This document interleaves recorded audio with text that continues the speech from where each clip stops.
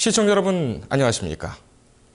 미국 연방정부 지출이 자동적으로 삭감되는 시퀘스터 발동이 하루 앞으로 다가왔습니다.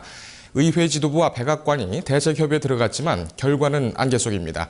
이 세계가 주목하고 있는 가운데 이번 주 미국은 힘든 주말을 보낼 것으로 보입니다. 취재기자와 함께 자세히 살펴보겠습니다. 국제부 명정선 기자 나와 있습니다. 자, 명 기자. 우선 그 미국 시퀘스터가 발효되는 것이 원래는 1월 1일이었죠. 2달 밀렸는데 아직도 진전이 없습니다. 사실상 발동이 되는 것 아니냐 이런 관측도 나오고 있어요. 네, 맞습니다. 말씀하신 것처럼 이 시퀘스터는 1월 1일 시행이 됐어야 하는데요.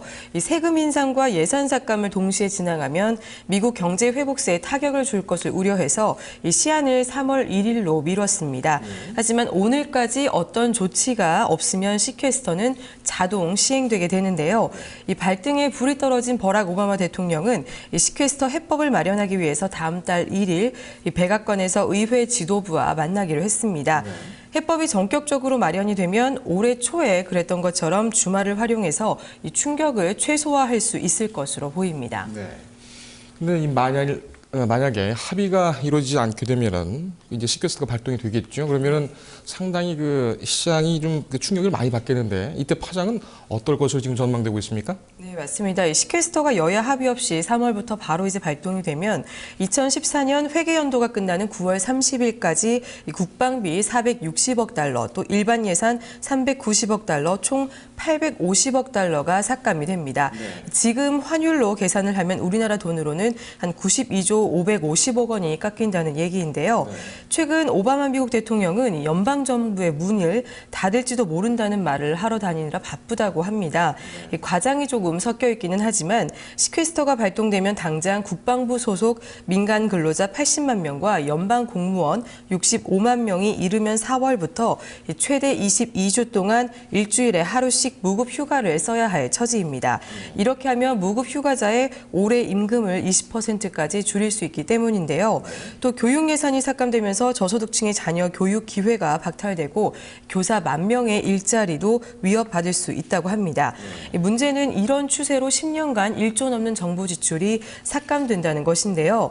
특히 최근에는 이 미국 내 고용 증대에 기여를 했던 교육과 에너지 또 국방비 부문이 시퀘스터 대상이 되기 때문에 단기간에 고용시장 경색이 일어날 가능성도 충분히 있다고 얘기를 하고 있고요. 특히 오바마 대통령은 시퀘스터가 발효되면 1차적으로 수많은 미국인들의 일자리가 사라질 것이라고 경고하고 있습니다. 근데 반대로 이제 공화당에서는 오바마가 연방정부 문을 닫을 것이다. 이거 엄살이다. 이런 얘기가 지금 나오고 있는데요. 생각이 좀 다른 모양이에요?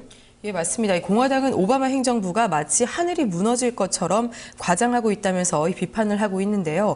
사실 오바마 행정부가 주장하는 예산 삭감 규모는 부풀려져 있다는 주장입니다. 네. 미 의회 예산국의 최근 보고서에 따르면 실제 예산 삭감 규모는 850억 달러가 아니라 440억 달러이며 나머지 부담은 2014년 회계연도 이후로 넘어간다는 얘기인데요. 네. 이런 가운데 이 워터게이트 특종으로 유명한 밥 우드워드 역시 백악관의 주장은 사실과 다르다고 얘기를 했습니다. 예산 자동 삭감은 의회가 제안한 게 아니라 이 제이컵 루 차기 재무장관의 아이디어였다는 것인데요. 따라서 의회가 예산 삭감을 주장했다는 오바마 대통령의 주장은 거짓이라고 지적하고 있습니다. 네. 이렇게 서로 이제 그 생각이 좀 다르긴 하지만 이 시퀘스터 문제는 어차피 좀 해결이 돼야 되지 않겠습니까? 근데 서로 이제 반대 입장만 지금 내놓고 있는데 앞으로 어떻게 전망을 하십니까? 네, 일단 가장 큰 차이는 지금 오바마 대통령과 이 민주당은 부채 삭감을 위해서 세금을 인상해야 한다는 입장이고요. 반면 공화당은 예산 절감에 초점을 맞추고 있다는 것입니다. 이 공화당의 미치 매코널 상원 원내대표는 미국인들이 우리가 합의했던 것처럼 세금이 추가로 오르는 것을 바라지 않는다면서 이번 회동을 통해서 이와 같은 의견을 꼭 전달할 것이라고 강조를 했고요. 반면 이 제이카니 백악관 대변인은 오바마 대통령은 의회 지도부와 건설적인 대화를 나누겠지만 이 세금 인상 없는 부채 감축안은 고려하고 있지 않다고 기존 입장을 그대로 고수하고 있습니다. 이렇게 양당 대립이 지속되면서 최근 민주당에서는 공화당의 의견을 일부 수용해서 농업 지원금을 중단하고 이 국방 예산을 소폭 삭감하는 등의 절충안을 내놓았는데요. 하지만 이 민주당이 고소득층의 최소 30% 이상의 소득세율을 적용하는 이른바 버피세 도입을 주장하고 있어서 공화당은 이를 사실상의 증세로 판단하고 민주당 안을 거부한 상태입니다. 대신 공화당은 조만간 연방 예산을 대폭 삭감하는 것을 핵심 축으로 하는 또 다른 대안을 제시할 것으로 전망되고 있습니다. 이 시퀘스터에 따라서 이제 국제 경기가 변동될 수도 있다 이런 전망도 나오고 있죠. 미국이 워낙 덩치가 큰 나라다 보니까 이 시장에서 내리는 지금 평가들은 어떻습니까? 네, 사실 근데 미국에서는 별 관심이 없는 것 같습니다. 미국인들은 최근 실시한 한 여론조사에서 이 응답자의 29%가 시퀘스터에 대해서 전혀 들어본 적이 없다고 답을 했고요. 또 48%는 조금 들어봤을 뿐이라면서 큰 관심을 보이지 않았는데요. 하지만 이 장기적으로 볼 때 미국 경제가 완전히 회복된 게 아니기 때문에 시퀘스터는 분명 좋지 않은 일이고요. 이 글로벌 경제의 부담으로 이어질 수가 있습니다.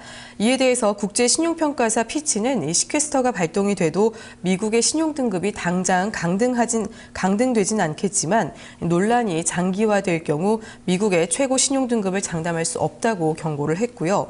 무엇보다 단기 처방에 급급해하지 않고 장기적이고 또 지속 가능한 계획을 마련하라고 조언을 했습니다.